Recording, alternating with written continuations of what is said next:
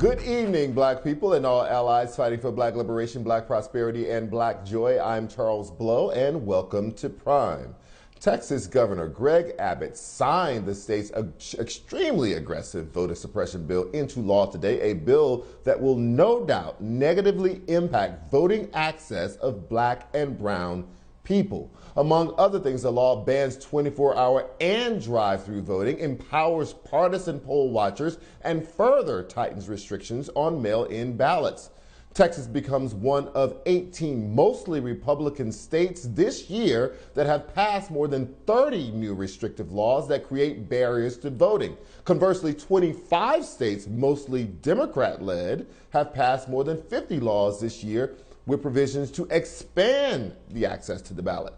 Voting access, and therefore democracy itself, has become partisan and divisive across the country, cleaving it into two.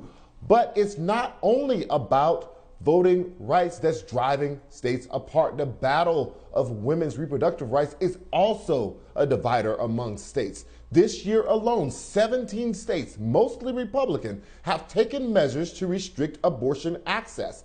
Many of these laws ban abortion at a certain point of pregnancy, which is a direct challenge to Roe v. Wade. Conversely, 5 states have taken measures to protect or expand abortion access, with many of those measures including insurance coverage or lifting abortion bans. On the issue of gun control, 5 states, once again with Republican leadership, have passed laws making the permitless carrying of firearms legal. These states join 15 others where it's perfectly legal to carry a firearm openly or concealed with little to no restrictions. Legislatively, America is being split into a nation of 2 different unions, with the rights and liberties becoming increasingly dependent on the state that you are in. Joining us to discuss is Professor of Women's Studies at Rutgers University, Brittney Cooper, and political analyst and consultant, Shermichael Singleton. Thank you guys for joining me tonight.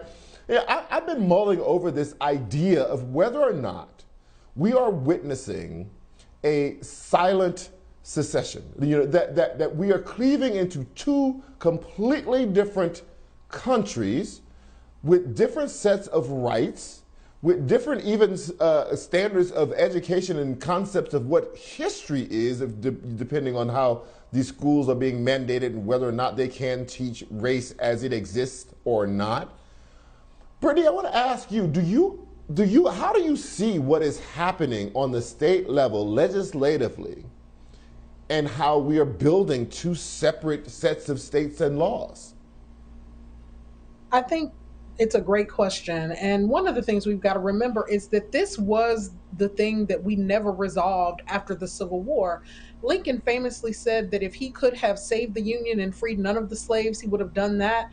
If he could save the Union and free all of the slaves, he would do that. And so his core goal was to bring the Union together, not to free black people, right? He freed black people, quite frankly, some of us, as a tactic in order to bring these states that seceded into line. So now here we are again, and part of the problem that we have in this country is because we don't tell the truths about the depths of conservative white folks' commitment to white supremacy. Then when these cyclical battles show up again, then we look shocked and surprised. But these are people who were always traitors to the sort of broader, inclusive American democratic project.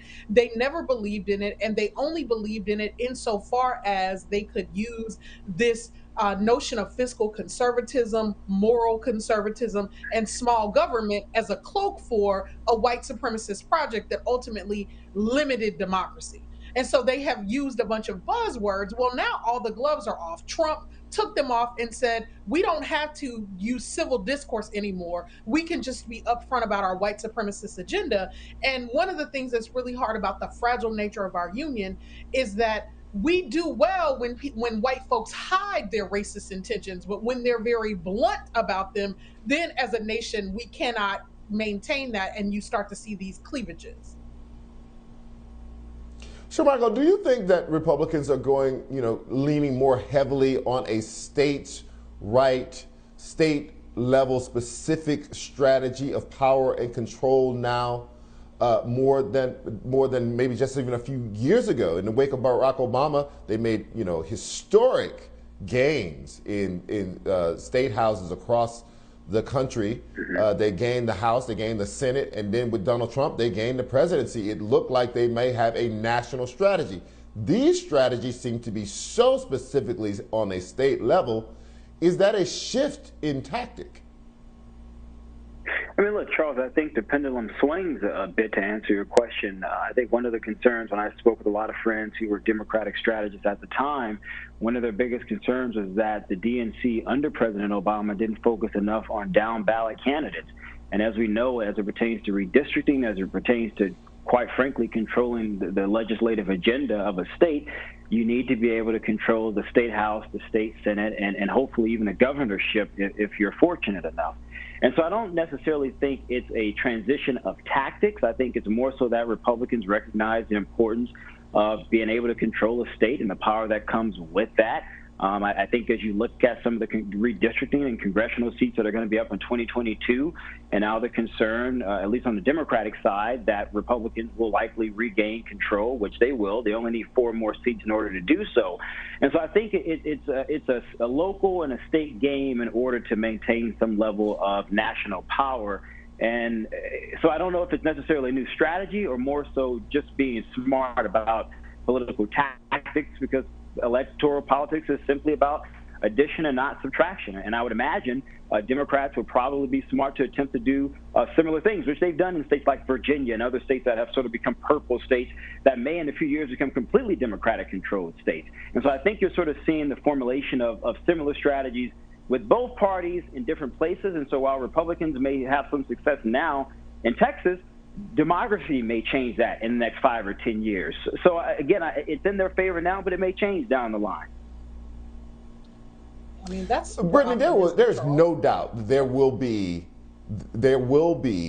copycat laws passed on everything that is happening right now, from voting rights to restrictions on women's right to choose, and on down the line. We've already seen copycat bills on the issue of teaching or outlawing critical race theory, or more specifically, the teaching of accurate history about race in schools. So there will be copycats for sure. We're already seeing people migrating for all sorts of reasons. Could we see people, as they turn the screws on the restriction of rights in particular states, could they just become too inhospitable for some people to call them home? And could we see kind of migration because of the politics that we are playing in this country? Look, I think it's a complicated story right now. And I think that while Shermichael is right that we are talking about addition and subtraction, let's not forget the other word. We're also talking about suppression, right?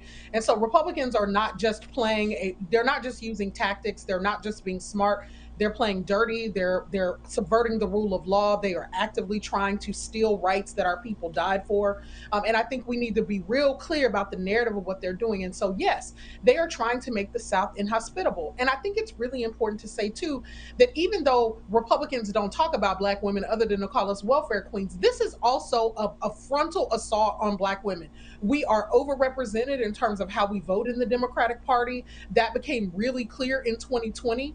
We are overrepresented not only at the polls in terms of sheer number of votes, but also who we vote for. And so when they attack us, not only in terms of voter suppression, but we're also overrepresented in terms of folks who need to terminate pregnancies, very often because of issues of lack of access to good health care, poverty, all of that stuff. Those things have a disproportionate impact on Black women. And so one of the things Republicans are trying to do, they're trying to suppress Black people's general access to participate in democracy. They're also specifically trying to curtail the power that Black women have shown. This is absolutely like a reaction to Stacey Abrams and all of the Black women organizers in the Deep South. And what she showed them was that the Deep South could be in play and could shift the terms of this precisely for the reasons Shermichael brought up. which are demographic shifts. But what Republicans are using the considerable state power they have to do is to implement apartheid rule, so that long after demographic shift and they are technically the population minority, they will still have majority rule throughout the states. That is a South African apartheid playbook together with a Jim Crow playbook, and we should not let them off the hook merely by talking about them as engaging in tactics. They are using a states' rights playbook that Reagan also reinvoked in 1980 when he said, I believe in states' rights in Philadelphia, Mississippi, where civil rights activists had been killed. They're going back to that playbook, and they're going to try to hit us from all sides with it. But the thing I'm optimistic about is that I think they're doing it and hitting us with full force because Stacey Abrams and other organizers in the South have been so successful and they see the writing on the wall. And so Black folks got to have a full court press right now. And we have to fight them every step of the way. And we simply cannot retreat even when it looks like they're winning. Shermichael, I have about a minute left here, but there's two ways to stop this. Neither one of them look very promising at this point. One is through the courts, but the courts are stacked by Trump getting a chance to, appoint 3 justices. And so now it is stacked very conservatively, and they don't look like they're stepping in. At least they didn't step in Texas. When a suit went up about the case in Georgia, the voter suppression case, they did not step in that case. The other way to deal with this is for Democrats to get rid of the filibuster and say, we're going to stand up for rights. That also does not look like it is going to happen at this moment. It could change. What do you think the Democrats should be doing right now if they want to stop this alteration of our democracy in these very negative ways? I mean, so objectively, looking at this, just standing, not trying to choose one side or the other, Charles. I mean, I think Democrats should probably get smarter as it pertains to the courts and care a lot more about it. I think Republicans have been very, very smart of paying a lot of attention about the courts because they understand that even if you somehow begin to lose power, if things go through the legal process, and if you're able to appoint judges who are more likely to agree with your position as it pertains to the rule of law, then you're more likely to see legal and potentially even constitutional success. Maybe Democrats will become smarter and begin to refocus on those things. Secondly, I think as it pertains to the Senate, there is no atmosphere, if you will, to get rid of the filibuster. Even President Biden himself doesn't seem to even want to get rid of the filibuster. Now, if the shoes are on the other feet, I think Republicans probably would because they like to win. And so I think if Democrats in a heartbeat, they'd get rid of it in a heartbeat. From the McConnell playbook. Absolutely. If the Republicans had this opportunity, they'd get rid of that filibuster in a heartbeat. And I think it's important for our viewers to remember, just because Democrats don't get rid of it, that doesn't mean it goes away. The moment that the Republicans have this shoe on their foot, they're going to do it. So I don't know what Democrats are holding on to it for. Anyway, Brittney Cooper and Shermichael Singleton, thank you both for your time tonight. I really appreciate it.